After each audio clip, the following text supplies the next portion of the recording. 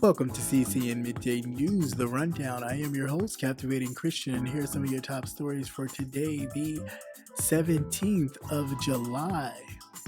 Florida breaks a single day recorded record with the over 150 coronavirus-related deaths. And Donald Trump claims that he will announce taking federal action next week against liberal left-wing Democrats who lost control of their cities. Georgia's governor explicitly avoids mask orders in 15 localities. And the unemployment rate has reached 1.3 million Americans filed for the first-time unemployment claims last week. And lastly, man spits on grocery store worker who asked him to wear a mask and immediately gets punched in the face. Let's get to the news. Florida on Thursday reported 13,965 new coronavirus cases and 156 deaths, breaking the state's previous record for the highest single-day death toll since the start of the pandemic. It is the second day this week that the state has broken its single-day death record after 132 new fatalities were reported on Tuesday. Death tends to lag a week behind new infections. The cases in Florida are continuing to rise drastically. Yet Florida has relatively lax social distancing requirements and no statewide mask mandate. The state has now reported over 315,000 total cases and more than 4,600 deaths. Miami is now the epicenter of the pandemic. Okay, so now we're here at the part of this show where I just give my unadulterated thoughts and just my opinions on the stories of the day. So this first one, of course, is Florida dealing with the rising number of cases of COVID and the governor of Florida still having a lax policy on mask wearing, social distancing, and closing down of beaches and bars and so on and so forth. This is very serious, and the fact that you have elected officials who are basically in charge of the citizens that live in their particular state, and the fact that they don't even take it seriously is detrimental because you're putting people at risk. You are literally killing people daily, either through them being infected and then it graduating to actually being succumbed to the virus, or even just being infected. We don't know the level of infection. We do not know the damage that it does to the body, in which if someone has been infected, does happen to survive it, and maybe took a dark turn for a second and then wind up recovering, what's the lasting effects from this respiratory disease? So I think it's definitely important for governors to take it seriously. I think they shouldn't have to wait for the president to take it seriously in order for them to take it seriously. But unfortunately, that seems to be how a lot of the Republican governors are seeming to handle the situation, by them waiting for the president to take things seriously so then they could take things seriously, which I think is definitely unfortunate and could cause far more lives than it could wind up saving. So they definitely need to get their shit together. President Donald Trump said that he will announce next week action he's taking against cities run by liberal left-wing Democrats that are out of control with protesters and demonstrators. He did not offer any specifics when he made the announcement in the Oval Office on Wednesday, but promised a very exciting news conference because he'll be talking about some of the cities where the Democrats running them have lost control of the cities. He name-checked big cities run by Democratic mayors, and majority of the nation's mayors are Democrats. Nothing he'll be looking at Seattle, Minneapolis, Portland, and of course Chicago.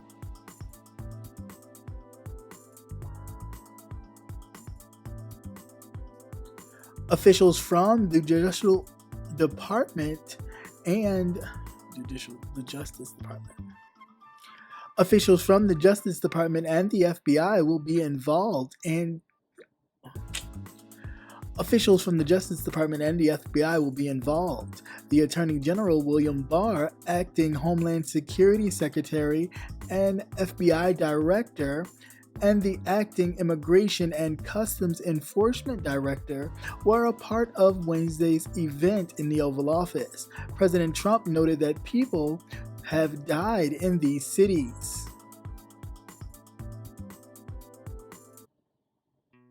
So here's my particular thoughts on this story. President Donald Trump, in his fashion, likes to threaten because, of course, he feels being the president, he has this big bully pulpit that he gets to talk from and bully people. And so he threatened to have actions or federal actions to cities that are still dealing with protesters and demonstrators due to unrest for police brutality, so on and so forth. Cities like Seattle, his famous and loving Chicago, so on and so forth. What he plans to do, of course, as he never does, he didn't go into details on any of his plans or what actions he will take for these left-wing democratic cities. And I think it's a bit dangerous to create this them-us type of situation. Excuse me. But it almost looks like that's where we're headed. And we've been there for some time. And the more he incites this order as if he's trying to wrangle free people into acting a certain way in which he wants them to behave, instead of understanding that the reason why they're protesting is due to the overwhelming battles with police brutality and equality and, so on and so forth. We can go on all day. So I think this is definitely going to be something that'll be quite interesting. We already know that the mayor of Chicago, Lori Lightfoot, is not having any of it, and she will probably curse Donald Trump the hell out. Georgia's Governor Brian Kemp is explicitly banning Georgia's cities and counties from ordering people to wear masks in public places. He voided orders on Wednesday that at least 15 local governments across the state had adopted, even though Kemp had earlier said that cities and counties had no power to order masks. An increasing number of other states ordered residents to wear masks in public, including Alabama, which announced such a ban on Wednesday. The Republican governor has insisted and instead trying to encourage voluntary mask wearing, including telling fans that reduced infection from mask wearing could make college football season possible. Kemp's move is likely to infuriate local officials in communities that had acted, including Atlanta, Augusta, Savannah, Rome, and the governor's home state of Athens, Clark County. Overall, mask orders by Wednesday were covering 1.4 million Georgians, more than 10 million residents. Savannah's mayor was the first local official to defy Kemp and order masks, and had said police would start writing $500 citations to businesses that didn't enforce the law. Kemp's new order also banned local governments from requiring masks on public property, which voids requirements that some governments have imposed for citizens to wear masks inside of city and county buildings. Kemp was among the first governors to ease earlier restrictions while infection declined for a week after that began to rise in June. Wednesday's numbers show nearly 2,800 people hospitalized statewide with the COVID-19 respiratory illness, the highest on record, and a number of nearly doubled since the beginning of the month. The state reports 84% of the hospital's available critical beds are in use, although some hospitals say that they are open up more space and have more room. Georgia overall has nearly 128,000 confirmed infections and nearly 3,500 deaths overall as of Wednesday. And here's another political, I don't even know what to call him, but anyway, Governor Brian Kemp, okay? If there ever was some sort of, I guess, as we would call it when I was kids, ass kissing or ass kisser, Brian Kemp would be like right next to the picture in the dictionary, like, ta-da, it's me. Between him and Ron DeSantis, I don't know who's worse. But anyway, Brian Kemp, who has actually, as of recently, filed a lawsuit against the mayor of Atlanta because she is mandating that the citizens of Atlanta wear a mask. The governor, however, is putting more of a voluntary order to where in which you can wear a mask if you want to, and you don't have to if you don't feel you need to. However, I mean, it sounds crazy to me, even when you see the numbers rising and you see that you already know that you don't know the cause of this respiratory virus. You don't know what triggers it. You don't know what causes it. You have no idea. So the fact that you have no idea and you're worried about how people feel about their civil liberties being impacted just from wearing a mask, it makes no sense to me.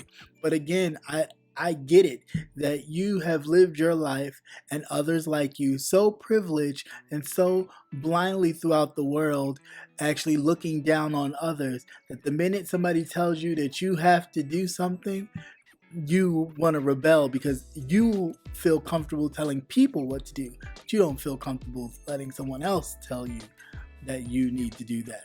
And again, like I've said before, I've said it countless times again, it also comes from the top that it is sad that we have local government officials who move at the behest of the president instead of moving on behalf of the actual citizens in which they serve. That part is not only dangerous, but it definitely makes you look at the political process that we're in a little sideways. Like, this is not a dictatorship, this is a democracy. But more and more it starts to look like a dictatorship and less like a democracy. Another 1.3 million people filed first-time jobless claims on a seasonal adjusted basis for the week ending July 11th, according to the Department of Labor. That's down 10,000 from the prior week's revised level.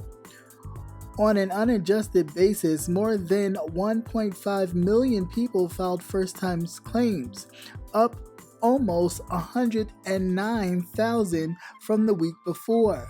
The seasonal adjustments are traditionally used to soothe and smooth out the data, but that has tended to have the opposite effect during this pandemic. Weekly seasonal adjustments first-time unemployment applications have been on the decline for more than 3 months since their first peak in the last week of March, but last week's drop was less than expected. And this story about unemployment, let's get into this. So another 1.3 million people have filed for unemployment for the first time. During this pandemic, of course, things are going to be hard. They tried to jump and say that there was a huge job increase, but of course, with some jobs coming back and then the cases rising as they have, a lot of governors had to re-shut down their whole government and kind of refigure some things out. So of course, due to that, due to the increase in the restructuring, now 1.3 million people have filed for unemployment. I don't know who thought the economy was just going to bounce back or get back to things. Once again, we're realizing that a lot of companies will have to downsize because the amount of customers as well as employees in one building will have to change.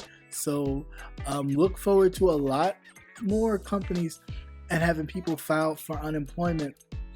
I mean, while of course, again, we're dealing with a president who's all about numbers and what things look like, they will keep praising the rise of employment due to this COVID situation. However, the reality is a lot of people will not have jobs due to this COVID situation. A lot of people will still be collecting unemployment or have a different type of employment in which their hours may be cut significantly. Location may be different. So it's a lot of things. So, something to definitely keep an eye on. And for those of you going through this, I definitely sympathize, because it is one thing to have a job where you're going, kudos to you to be risking your health by doing what you do, and then to have to deal with the possibility that the job that you do have, that you do, day to day, may not even be the same. That you may have to then apply for unemployment benefits, and then you have Congress, especially the Senate, with Mitch McConnell saying that enough already. He doesn't even want to continue unemployment benefits. The only reason why he's considering it, again, is because he has an election this year in November. And, if he's not saying the right things, he may wind up losing his seat. So, again, we'll see how this... A tourist staying in Puerto Rico allegedly spit on a grocery store employee who asked him to put on a face mask, and then wound up getting hit in the face. Univision reported that police say a man named William Martin Drew went to a grocery store in Puerto Rico on Tuesday night while wearing a face mask that was dangling around his neck and not covering his face. When an employee asked the man to put on the face mask, police say the man became aggressive and spat on him, after which he got hit in the face by the security guard.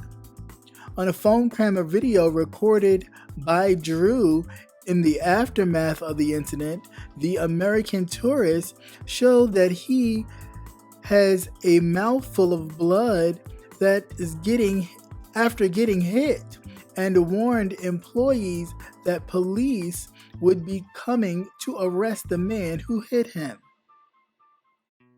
In this particular last story, it's pretty funny how you have to educate the journalist as well as the actual, not even a victim, the assailant in this situation. But newsflash, Puerto Rico is a part of the United States. So when you say American, Puerto Ricans who live on the island of Puerto Rico are Americans as well. So news, that'll be a fact check for you. But anyway, moving forward. So this particular story, again, dealing with jars of mayonnaise who don't want to wear masks and feel like they don't need to. And yet this person had a mask around his neck and was simply asked to take the mask from around his neck to cover his face. And he spat on the grocery store employee. Now, what he did not expect is for that grocery store employee to whop his face a good time when he hit him. So he didn't expect that, and because of that, then I guess he got upset, and it was he was going to call the police. But not once did he mention that he spat in the guy's face. So that was interesting. If you want to watch the little clip of course, the man with his bloody mouth, because you don't see the actual physical altercation take place. It was after, and then the man got on his phone and made the video. So if you want to see that, that'll be on my community wall. And once again, thank you for watching CCN Midday News. Hope you enjoyed. Please like, share, and subscribe. Also hit that notification button so you will never miss another news update. Have a great day. Peace.